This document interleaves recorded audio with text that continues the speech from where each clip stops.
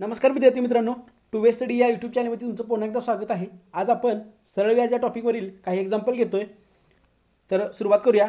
सरळ व्याज या टॉपिकचं एकदम बेसिक तुम्हाला एक दोन गोष्टी सांगतो। सरळ व्याज या टॉपिकमध्ये प्रत्येक वर्षी व्याजाचा दर समान असल्यामुळे प्रत्येक वर्षी व्याज हे समान राहतं आणि 100 रुपयावरती मिळणाऱ्या व्याजाला आपण व्याजाचा दर म्हणतो सरळ व्याज या टॉपिकमध्ये। पण चक्रवाढ व्याजामध्ये काय असतं, व्याजावरती व्याज लागतं, तसं सरळ व्याजामध्ये लागत नाही। हा एकदम सोपा टॉपिक आहे। तर सुरुवात करूया। पहिले गणित आहे, एका धनराशीचे 2 वर्षाचे सरळ व्याज त्या धनराशीच्या 1/5 पट आहे, तर वार्षिक व्याजदर काढा। समजा ती धनराशी आहे 100, दिलेला आहे आपल्याला 2 वर्षाचे सरळ व्याज त्या धनराशीच्या 1/5 पट आहे। समजा ही एक 100 रुपये एवढी धनराशी आहे, ही मुद्दल आहे आणि सांगितलेलं आहे काय, सरळ व्याज हे त्या धनराशीच्या 1/5 पट आहे। म्हणजे व्याज जे येणार आहे ते येणार आहे 100 भागिले 5, 100 गुणिले 1/5, 100 गुणिले 1/5 किती येणार आहे, तर 20 रुपये एवढं व्याज येणार आहे। आपल्याला काढायचं आहे व्याजदर। व्याजदर काय असतो सरळ व्याजामध्ये, 100 रुपयेवरती मिळणारं व्याज हे व्याजदर असतं। मी आता तुम्हाला वाक्य सांगितलं, 100 रुपयेवरती मिळणाऱ्या व्याजाला आपण व्याजदर म्हणतो। आपण इथं मुद्दल जी आहे ही 100 रुपये मांडलेली आहे आणि या मुद्दलावरती आपल्याला 2 वर्षामध्ये 1/5 एवढं व्याज मिळालेलं आहे। म्हणजे 100 रुपयेवरती 20 रुपये एवढं व्याज हे 2 वर्षामध्ये मिळालेलं आहे। आणि सरळ व्याजामध्ये प्रत्येक वर्षी व्याज दर समान असल्यामुळे व्याजसुद्धा सेम राहतं। म्हणजे जर 2 वर्षामध्ये 20 रुपये एवढं व्याज मिळत असेल तर एका वर्षामध्ये इथं 10 रुपये एवढं व्याज मिळायला पाहिजे। आणि मी आता मागाशी काय सांगितलं, तर सरळ व्याजामध्ये 100 रुपयेवरती एका वर्षामध्ये मिळणाऱ्या व्याजाला आपण व्याजदर म्हणतो। किंवा तुम्ही व्याजाचा दर असाही काढू शकतो आपण, व्याजाचा दर बरोबर मिळणारं व्याज 10 रुपये भागिले मुद्दल 100 गुणिले 100। हे गुणिले 100 करण्याचं कारण का, तर व्याजदर हा आपल्याला नेहमी टक्केमध्ये असतो, पर्सेंटेजमध्ये असतो, म्हणून गुणिले 100 करायचं आहे। ह्या 100ला हे 100 गेले, आपलं उत्तर आलेलं आहे 10%। बघा 100 रुपयेवरती 2 वर्षामध्ये 20 रुपये व्याज मिळालं, 2 वर्षामध्ये जर 20 रुपये मिळत असेल तर एका वर्षामध्ये 10 रुपये मिळणार। आणि इथं तुम्ही डायरेक्ट काढू शकला असता, 100 रुपयेवरती 10 रुपये जर मिळतंय व्याज, तर व्याजदर हा 10% असणार आहे। कारण 100 रुपयेवरती जेवढं व्याज मिळतं परत एका वर्षामध्ये सरळ व्याजामध्ये, तोच आपला व्याजाचा दर असतो। म्हणजे आपलं इथं उत्तर आलेलं आहे 10%। दुसरं एक्झाम्पल पहा, 800 रुपये एवढी राशी कोणत्या व्याजदराने 4 वर्षांमध्ये 9000 रुपये होईल। सॉरी 8000 रुपये एवढी राशी आहे, 8000 रुपये एवढी राशी आहे, मुद्दल आहे। या टॉपिकमध्ये कोणतंही गणित मी फॉर्म्युल्याने किंवा सूत्र वापरून सोडवत नाही आहे। ओके, 8000 रुपये एवढी राशी आहे, कोणत्या व्याजदराने 4 वर्षांमध्ये 9000 रुपये होईल।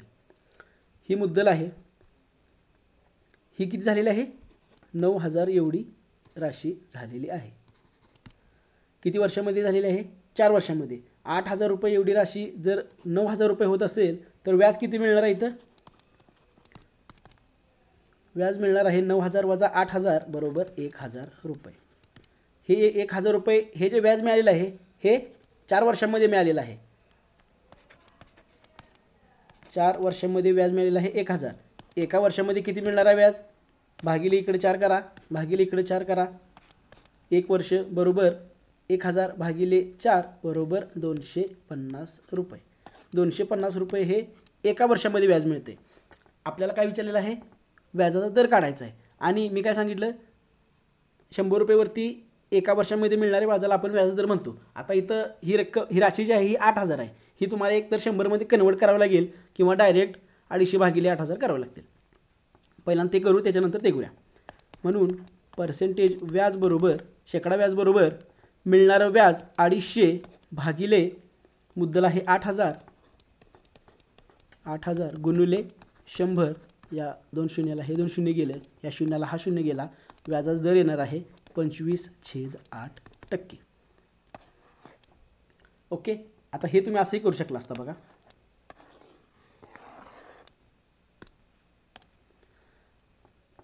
8000 एवढी राशी आहे, 8000 या राशीवरती एका वर्षामध्ये 250 रुपये एवढं व्याज मिळते। आता ह्या 8000ला तुम्ही 100 मध्ये कसं कन्वर्ट करणार, तर सुरुवातीला भागिले 8 इकडं भागिले 8 इकडे करा, या 8ला हे 8 गेले म्हणजे 1000 रुपयेवरती मिळणार किती, तर 250 भागिले 8 रुपये एवढं व्याज मिळणार 1000 रुपयेवरती.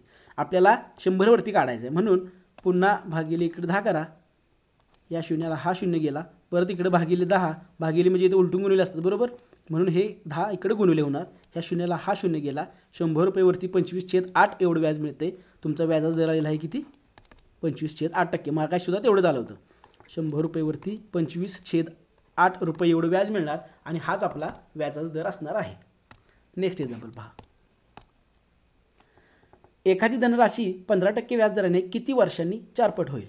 समजा ती धनराशी आपण 100 रुपये एवढी मांडली तर ती किती होणार आहे, 15% व्याजदराने 4 पट. 4 पट होणार आहे म्हणजे ती होणार आहे 400 रुपये. ही मुद्दल आहे आणि ही अमाऊंट आहे जी काय मुद्दल प्लस व्याज जी आहे ही एक राशी आहे. ओके. 100 रुपये एवढी राशी, 100 रुपये एवढी मुद्दल किंवा राशी ही 400 झालेली आहे, 4 पट झालेली आहे. म्हणजे इथं व्याज किती मिळालेलं आहे, व्याज मिळालेलं आहे 400 वजा 100 बरोबर 300 रुपये एवढं व्याज मिळालेलं आहे. व्याजाचा दर आहे 15%. आपल्याला काय काढायचं आहे, एका धनाराशी किती वर्षांनी, म्हणजे इथं आपल्याला वर्ष किती लागतील हे काढायचं आहे. आता 15% व्याज दर आहे वार्षिक म्हणजे 100 रुपयेवरती 15 रुपये व्याज मिळणार बरोबर. म्हणजे एका वर्षामध्ये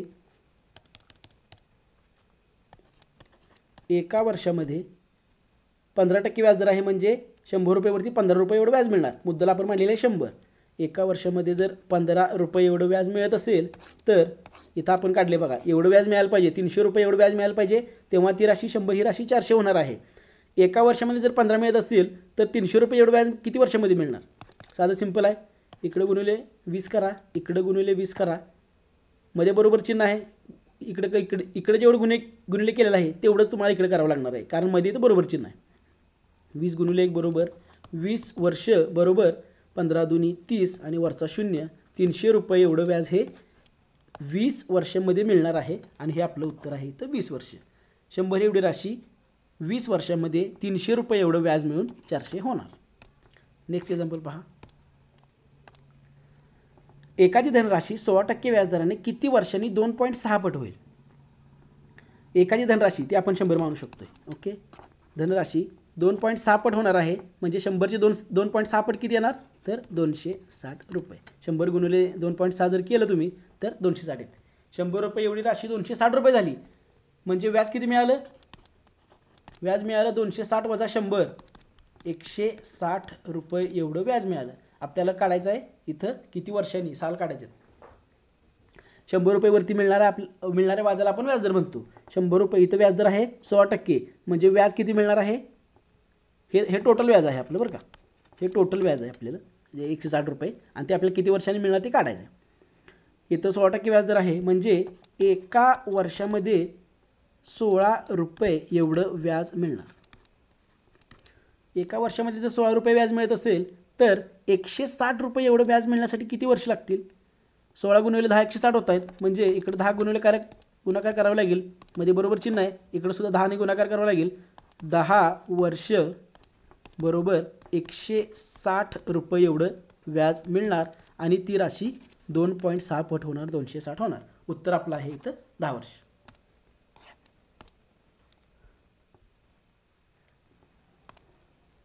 चला शेवटचं एक्झाम्पल घेऊया, व्हिडिओ जरा मोठा होतोय.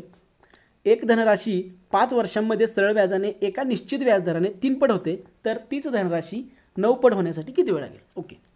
एक धनराशी म्हणजे ती आपण 100 मानू शकतोय. कधीही एक धनराशी किंवा दिला असेल तर ती 100च माना तुम्ही कारण 100 जर मांडलं तर पुढे सॉल्व करण्यासाठी इझी जातं. 5 वर्षांमध्ये एका निश्चित व्याजदराने 3 पट होते. 3 पट होते म्हणजे 100 एवढी राशी 300 रुपये एवढी होणार.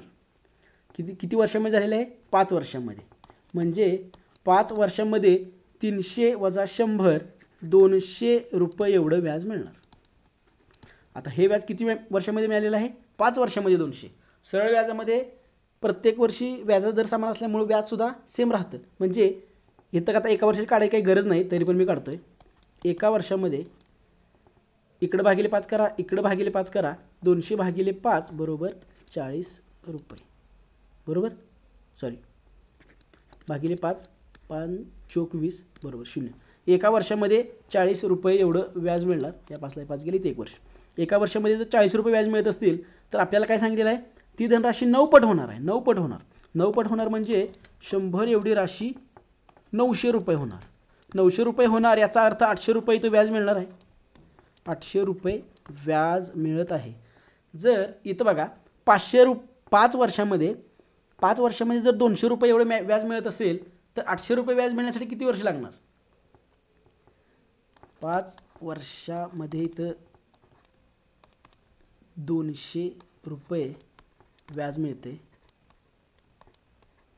5 वर्षामध्ये जर 200 रुपये एवढे व्याज मिळत असेल तर 800 रुपये व्याज मिळण्यासाठी किती वर्ष लागणार? इकडे गुणिले 4 करावं लागणार, इकडे गुणिले 4 करणार. 5 चोक 20 वर्ष बरोबर 4 दुनी 800 रुपये एवढं व्याज. म्हणजे उत्तर येणार आहे इथं तुमचं 20 वर्ष.